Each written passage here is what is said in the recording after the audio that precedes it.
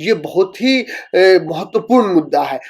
कौन करा रहा है पर्चा लीक और क्यों हो रहा है पर्चा लीक? या कोई 5 साल से तैयारी कर रहा है, कोई 3 साल से तैयारी कर रहा है। इनकी तैयारी और इनका जो वक्त है, इनके वक्त की कोई कीमत नहीं मानी जाती है।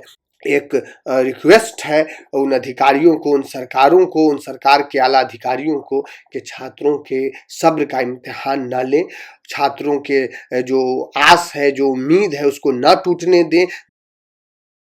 साथियों, नया साल आ रहा है। देश दुनिया के तमाम लोग, खासकर युवा, नए साल के स्वागत में लगे हैं और अपने जीवन के सपने को लेकर वो नए कमिटमेंट के साथ नए साल के स्वागत का जश्न भी मना रहे हैं, खुश भी हैं। परंतु बिहार की राजधानी पटना और पूरे बिहार के जो छात्र हैं, जो संघर्ष करके अपने जीवन में कुछ मुकाम हासिल करना चाहते हैं, वो लोग लगातार सड़कों पर इस कड़ाके की ठंड में संघर्ष कर रहे हैं। उन पर कभी लाठियों की बरसात हो रही है तो कभी वाटर कैनन से उन पर बारिश की जा रही है। और वो ये संघर्ष सिर्फ इसलिए कर रहे हैं क्योंकि 13 दिसंबर को जो बीपीएससी की परीक्षा हुई है, उसमें जो एक बापू सभागार केंद्र था जहां करीब 10-12 हज़ार बच्चों ने एग्ज़ाम दिया था, वहां कुछ टेक्निकल फॉल्ट हुआ है और बीपीएससी कह रही है कि हम उस जांच केंद्र पर फिर से परीक्षा लेंगे। लेकिन छात्रों का कहना है कि अगर टेक्निकल फॉल्ट हुआ है और पेपर लीक की जो बातें निकल के आई है, तो फिर एक केंद्र पे क्यों? अगर आप परीक्षा लें तो सभी केंद्र पर लें, नहीं तो ये बैलेंस और ये भेदभाव की स्थिति रहेगी, ये बैलेंस नहीं होगा। इसको लेकर छात्र सड़क पे हैं। छात्रों का पक्ष, आयोग का पक्ष, सरकार का पक्ष और जो अधिकारी है उनका, तमाम लोगों का अपना अपना पक्ष हो सकता है। तमाम लोग अपनी अपनी बात रख रहे हैं। सब कोई ये कह रहा है कि मुझे सुना नहीं जा रहा, मुझे समझा नहीं जा रहा है। छात्र पर आरोप लगाए जा रहे हैं, छात्र आयोग पर आरोप लगा रहा है, अपने पिटने का सबूत दे रहा है।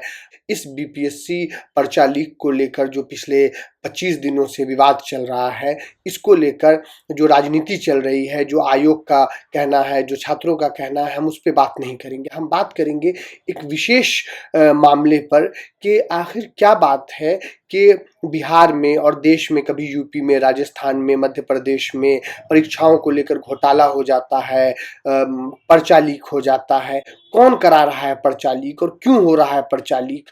और इस तरीके के जो कॉम्पिटिटिव एग्जाम होते हैं, जिसको देश का एक बड़ा तबका, आप कह लें कि 80% जो देश का गरीब पॉपुलेशन है, मध्यवर्गीय युवा है, जिनके माता पिता छोटे काम करते हैं, नौकरी करते हैं और उनका एक सपना है कि किसी तरीके से मेहनत करके, कम पैसे में तैयारी करके, ट्यूशन के माध्यम से, ऑनलाइन कोचिंग के माध्यम से, सेल्फ स्टडी के माध्यम से वो इस प्रकार के कॉम्पिटिटिव एग्जाम को क्लियर करके ज़िंदगी में कोई मुकाम हासिल कर सके, एसडीएम, बीडीओ, एसडीओ बन सके, रेलवे के कर्मचारी, बैंक के कर्मचारी बन सके और वो अपने जीवन का एक बड़ा महत्वपूर्ण नौजवानी का जो वक्त है, जिसे आप डायमंड टाइम कह सकते हैं, नॉट गोल्डन टाइम, उस वक्त को वो एक बंद कमरे में रूखी सूखी, बिहार के संदर्भ में कहें तो दाल चावल चोखा खाकर, और लगातार वो पढ़ते रहते हैं, अपनी जवानी को खपा देते हैं, मेहनत करते हैं, तपस्या करते हैं।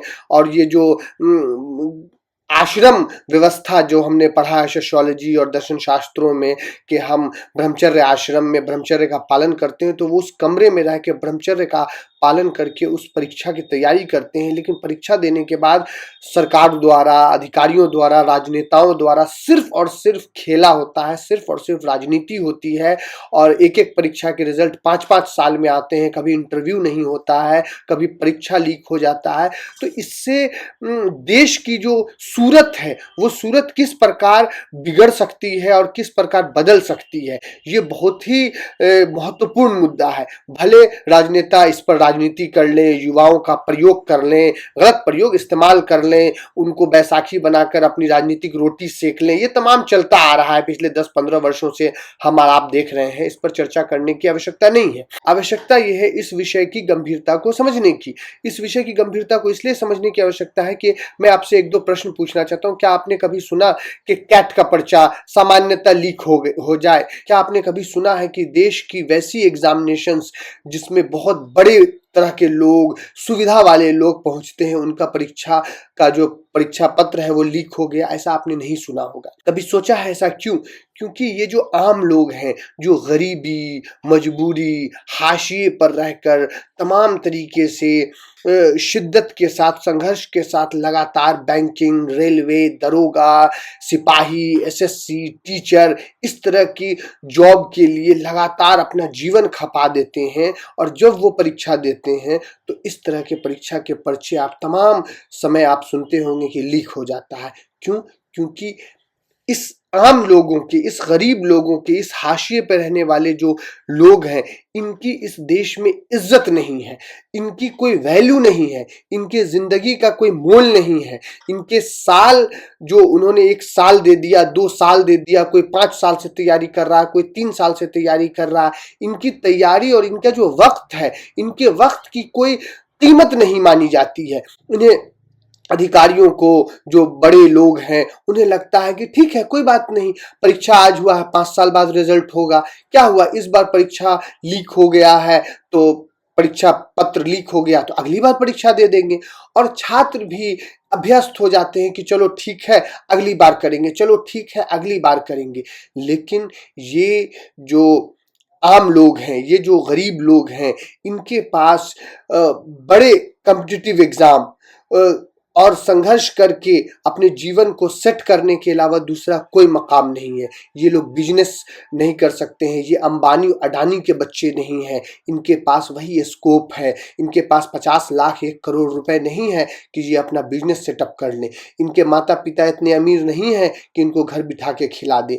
ये लोग अपने जीवन को खपाते हैं और संघर्ष के साथ सोचते हैं कि हमें एक सरकारी नौकरी मिल जाए ताकि हम भी मुख्य धारा में आ सकें, ताकि हम भी अपने आने वाले जनरेशन को ठीक कर सके। परंतु इनके साथ जिस तरीके का भेदभाव हो रहा है, इनको जिस तरीके से हाशिए पर छोड़ दिया गया है सरकारों द्वारा, अधिकारियों द्वारा, वो अधिकारी जो इनमें से ही हैं, जब वो बन के अधिकारी बन जाते हैं तो उनका जो बिहेवियर है इनके प्रति वो पूर्ण तरीके से बदल जाता है। कभी आपने सुना होगा कि डीएम ने छात्र पर थप्पड़ मार दिया, एसडीएम ने लाठियां चलवा दी। ये डीएम, ये एसडीएम भी इन्हीं में से निकल के आए हैं। लेकिन जब ये अधिकारी बन जाते हैं, जब इनके पास पैसा, शोहरत और जब अलग अलग तरह की कमाई होने लगती है, तो इन्हें लगता है कि हम अब मुख्य धारा से जुड़ गए हैं, हम अब एलीट हो गए हैं। और ये जो वंचित लोग हैं, जो रिक्शा वाले के बच्चे, ठेला वाले के बच्चे, कपड़ा सीने वाले के बच्चे, धोबी के बच्चे, इन लोगों की क्या हैसियत है। परंतु हमें ये समझना होगा कि ये इस तरह की जो मानसिकता है, ये भारत को गर्त में ले जाएगा। क्योंकि जब छात्र लगातार बर्दाश्त कर रहे हैं, और छात्र के साथ साथ मैं इस पूरी वीडियो में छात्र शब्द से ज्यादा इंपॉर्टेंस दे रहा हूं, ये जो वर्ग है, ये जो हाशिए पर के लोग हैं, ये जो लोग जो अपने आप को एक होप, एक उम्मीद के साथ कि हम जैसे गरीब लोग भी मेहनत करके मुख्य धारा में जा सकते हैं इन परीक्षाओं के माध्यम से, ये होप जिस दिन टूट गया, ये जो आशा है, ये जो आशा की किरण है, जिस दिन ये आशा की किरण टूट गई इनमें कि नहीं, यहाँ भी दलाली होगी, यहाँ भी धांधली होगी, यहाँ भी अमीर के बच्चे जाएंगे, यहाँ भी पैसे वाले का बोलबाला होगा, पर्चा लीक होगा, और यहाँ भी सेटिंग होगी, यहाँ भी सेटर पहुंचेंगे, हमारा कोई गुजारा नहीं है। तो इनका जो आक्रोश है, इनके अंदर जो ज्वालामुखी बन रही है, वो फूट पड़ेगी, और फूट पड़ेगी तो फिर आंदोलन ही नहीं होगा, तो फिर आप समझ रहे हैं कि क्या होगा। फिर एक आक्रोश ज्वालामुखी बनकर फटेगा और एक बहुत बड़ा सत्ता परिवर्तन होगा, और एक बहुत विकराल स्थिति आ सकती है इस देश के सामने, राज्य के सामने। तो हमें समझना होगा, हमें, वो कहते हैं ना कि वक्त से पहले, घटना होने से पहले उसकी तैयारी कर लो। सुनामी आने वाला है तो उसकी तैयारी पहले होनी चाहिए। कोई बहुत बड़ी विपदा आने वाली है तो उसकी तैयारी, उसके संकेत मिलते हैं इंसान को तो उसकी तैयारी पहले की जाती है। छात्रों के साथ जो लगातार पर्चा लीक और उनके जो सब्र है, उसकी जो इम्तिहान ली जा रही है, और उनमें जो आक्रोश पैदा हो रहा है, ये सब आक्रोश हमें लगातार देखने को मिल रहा है। लेकिन आज भी छात्रों में जो समुदाय के लोग हैं, जो वर्ग है, जो गरीबी भुखमरी एक पेट खाकर, एक टाइम खाकर संघर्ष कर रहा है, सत्तू पीकर, खिचड़ी खाकर, दाल चावल खाकर, एक होप में है कि हम भी एक दिन बिरयानी खाएंगे, हमारा भी एक दिन वक्त बदलेगा, हम भी मुख्य धारा में आएंगे, हम भी रेलवे में कर्मचारी बनेंगे, हम भी बैंक में ऑफिसर बनेंगे, एसडीएम बनेंगे, पुलिस अधिकारी बनेंगे। इसीलिए वो बर्दाश्त करके और वो लगातार अपने जीवन का जो नौजवानी का वक्त है उसको वो लगातार खपाए हुए हैं पढ़ाई में, क्योंकि एक आस है, एक उम्मीद है, एक उम्मीद की किरण है। जिस दिन वो उम्मीद की किरण टूट गई, जिस दिन वो आस टूट गया, उस दिन ज्वालामुखी फटेगा। और उस ज्वालामुखी का असर कोई आंदोलन के रूप में नहीं होगा, सत्ता परिवर्तन के रूप में होगा। उस दिन वो नेताओं की नहीं सुनेंगे, उस दिन वो अधिकारियों की नहीं सुनेंगे। उस दिन देश में एक ऐसी स्थिति आएगी कि निम्न वर्ग के जो लोग हैं, गरीब लोग हैं, वंचित लोग हैं, उनमें अगर ये आस, ये उम्मीद खत्म हो गई कि हमारा भी कुछ बदलाव हो सकता है हमारे जीवन का, क्योंकि उन्हें पता है कि वो एल्युमिनियम फैक्ट्री नहीं खोल सकते हैं, उनके पिताजी अडानी अंबानी और उनके पिताजी बहुत बड़े उद्योगपति नहीं हैं, उनके पास सिर्फ और सिर्फ एक कलम है जिसके ताकत से वो परीक्षा देते हैं और परीक्षा देकर अपने जीवन को सुधारते हैं। उनकी आस्था है इन परीक्षाओं में, उनकी आस्था है इन आयोगों में, उनकी आस्था है ये जांच एजेंसियों में। लेकिन जिस दिन वो आस्था खत्म हो गया, जिस दिन एक भक्त अपने भगवान के प्रति अपनी आस्था को खत्म कर देता है, उस दिन वो आस्तिक नहीं रहता है, उस दिन वो नास्तिक हो जाता है। फिर उसके लिए भगवान मैटर नहीं करता। ठीक उसी तरीके से छात्रों के बीच जो एक आस्था है, छात्रों के बीच जो एक आस है, उम्मीद है, एक अपने जीवन को बदलने का जो विश्वास है, इस विश्वास को अगर ये अधिकारी, ये राजनेता, ये व्यवस्था, ये सरकार, ये कानून, ये सुप्रीम कोर्ट अगर बनाए नहीं रखेगी तो फिर रण होगा, फिर विकराल आएगा, फिर कोरोना से और कोविड-19 से बड़ी महामारी आएगी। इसीलिए मेरा इस वीडियो ब्लॉग से एक रिक्वेस्ट है उन अधिकारियों को, उन सरकारों को, उन सरकार के आला अधिकारियों को कि छात्रों के सब्र का इम्तिहान ना लें, छात्रों के जो आस है, जो उम्मीद है, उसको ना टूटने दें, देश की लोकतांत्रिक व्यवस्था को बनाए रखें। और हमारे देश में जो मोदी जी कहते हैं, हमारे देश के आदरणीय प्रधानमंत्री, कि सबका साथ सबका विकास, सबका विश्वास, तो विश्वास को बनाए रखें। और जो वंचित समुदाय के बच्चे हैं, जो गरीब हैं,